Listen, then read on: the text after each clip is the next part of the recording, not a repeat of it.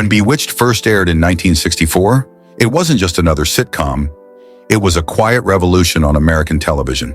The premise seemed simple: a beautiful suburban witch hiding her magical abilities to appease her mortal husband. But what elevated the show beyond gimmickry was the electric chemistry between its two leads, Elizabeth Montgomery and Dick York.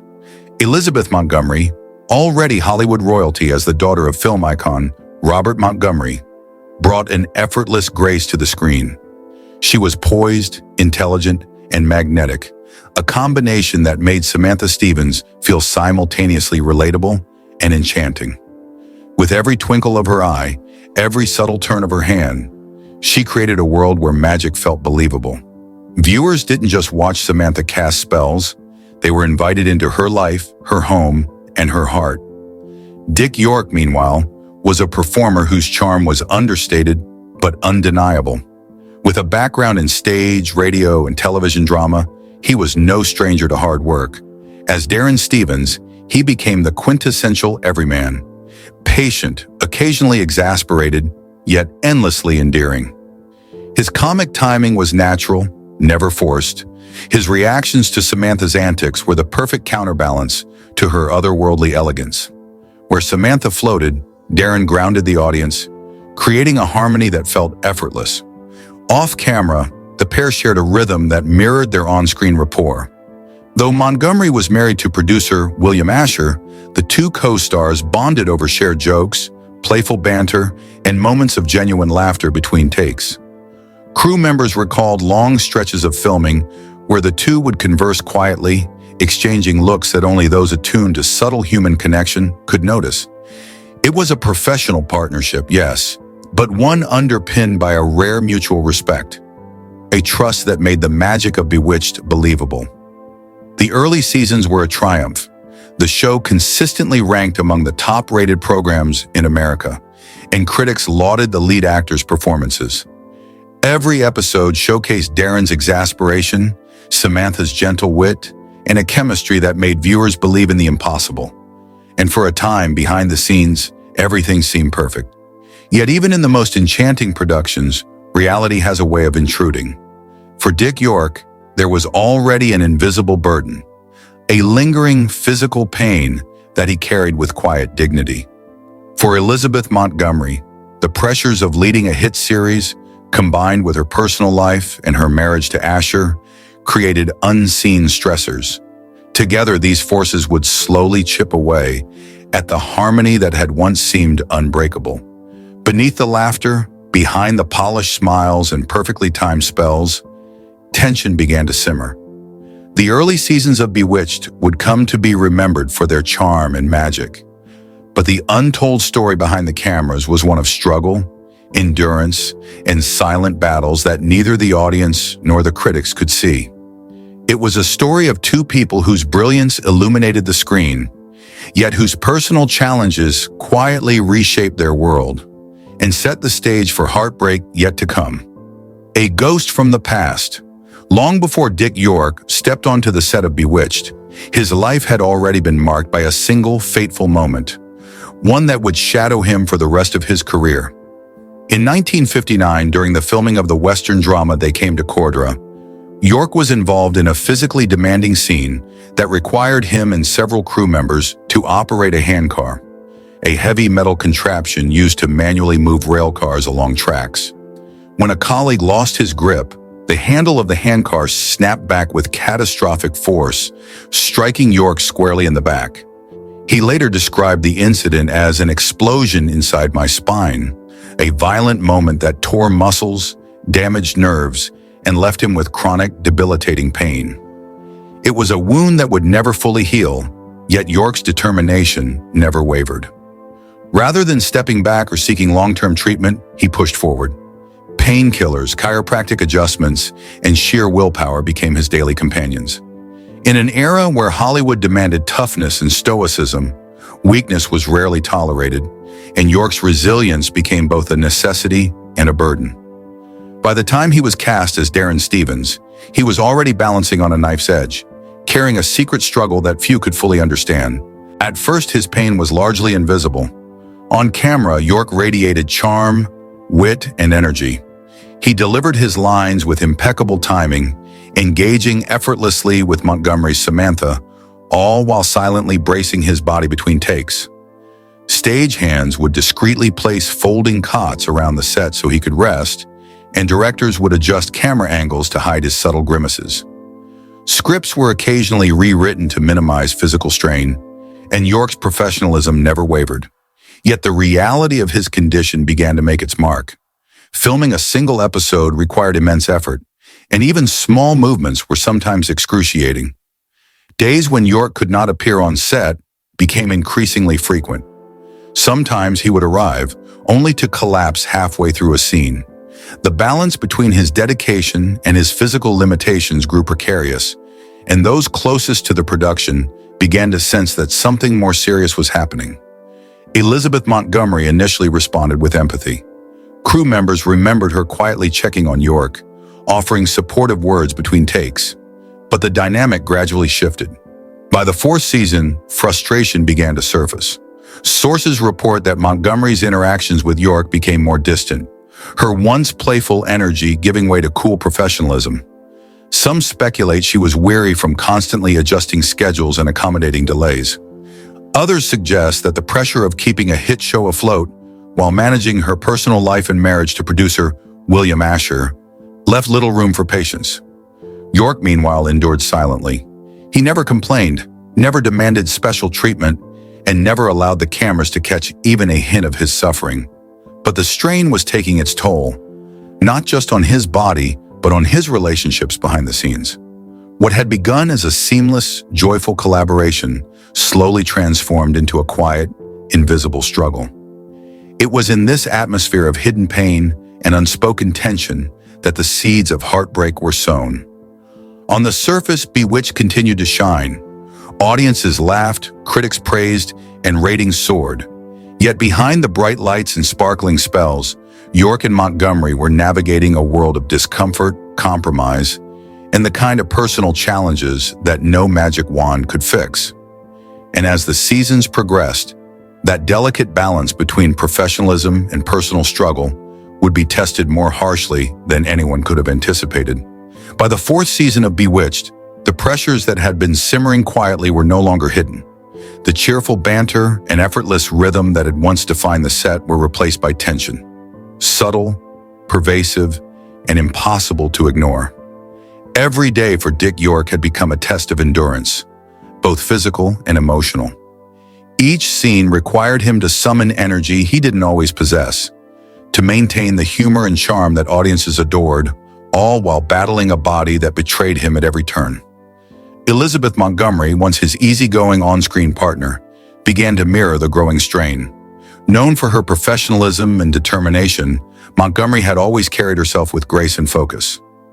But the repeated delays, reshoots, and unpredictable schedule caused by York's pain started to wear on her. Crew members later recalled that her tone toward York shifted. Warm smiles and teasing exchanges became rare, replaced by curt greetings or silent nods. The closeness that had defined their early collaboration was gradually replaced with distance and guarded interactions.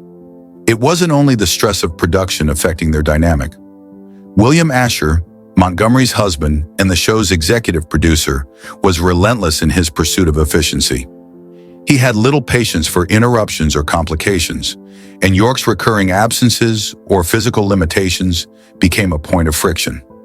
Several accounts suggest that Asher occasionally clashed with York, reminding him of the high stakes of a hit television show.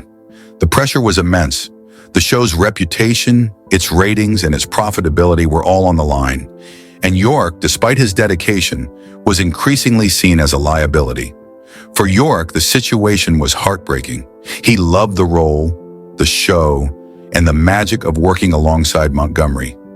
But the very act of showing up, of simply being present, became a battle. Every step, every movement, every line delivered required him to fight against pain that was relentless, unyielding, and unforgiving.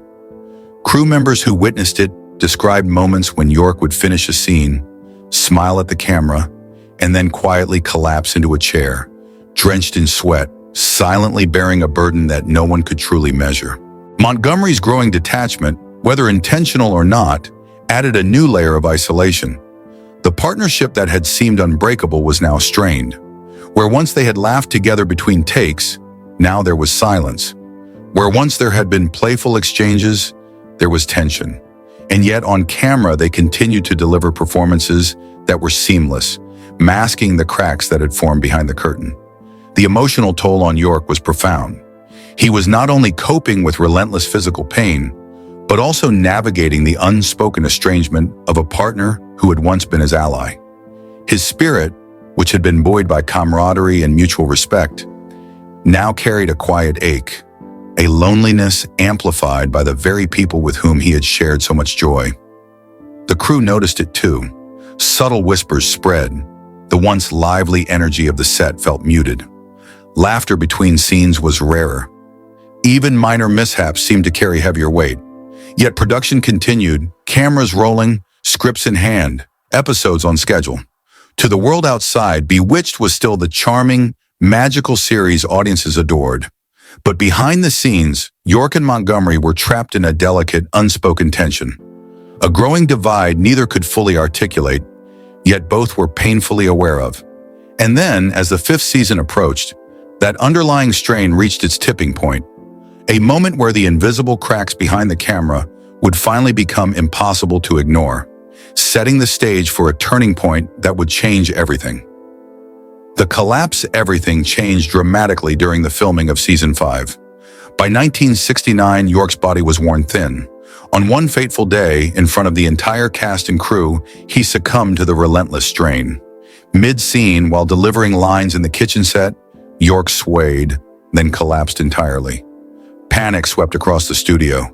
The filming halted, and York was rushed to the hospital. That day marked the end of York's tenure as Darren Stevens. Though he wished to return, the studio moved quickly, replacing him with Dick Sargent. There was no farewell episode, no narrative explanation, no acknowledgement on screen. York simply vanished from the series he had carried for half a decade. Even more painful was Elizabeth Montgomery's silence. For 5 years, they had shared an extraordinary on-screen partnership, yet not a word of support or farewell came from her. Whether due to loyalty to Asher, personal frustration, or the sheer difficulty of confronting York's suffering, her silence compounded the loss. York, heartbroken yet dignified, accepted it quietly. Silence and estrangement. After York's abrupt exit, the divide between him and Montgomery became permanent. No letters, no calls, no public recognition. He tried reaching out privately, sending notes that went unanswered. Montgomery's absence of acknowledgement was deafening. Speculation abounded. Some believed she resented the disruptions York's health caused.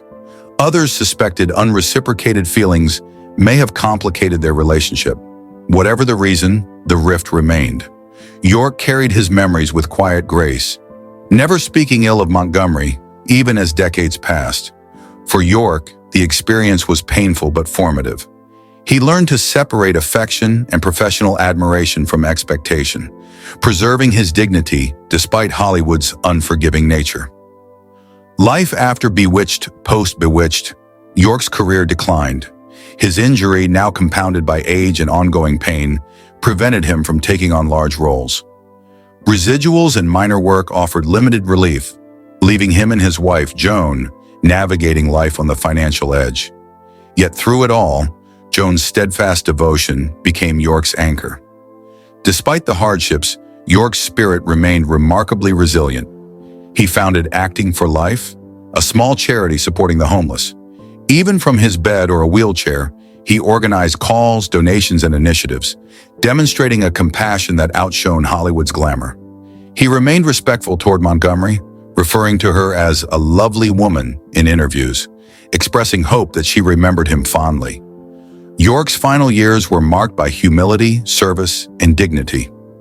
On February 20th, 1992, he passed away at 63 in his wife's arms, far from Hollywood's bright lights and estranged from the co-star with whom he had shared his greatest triumphs. Elizabeth Montgomery's silence. After York's departure, Montgomery continued her career with poise and skill. Yet her demeanor shifted subtly. Though she remained a household name, she never publicly mentioned York, even when directly asked. Her silence was absolute and deliberate. Some attributed it to guilt, others to resentment, and some to personal complexity. Married to Asher, navigating high-pressure production schedules, and managing her own professional ambitions, she may have found it easier to sever ties emotionally than to revisit painful memories. The weight of what was never said. The story of Dick York and Elizabeth Montgomery is not one of scandal or malice. It is a tale of human fragility, unspoken emotions, and the unyielding pressures of show business.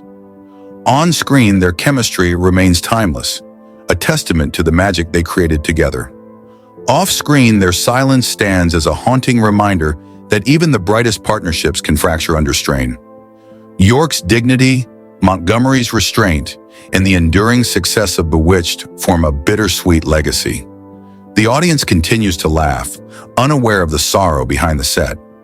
Yet for those who look closer, the story tells us something essential. The human cost of fame, health, and ambition can be invisible, but it leaves a mark that lingers long after the cameras stop rolling.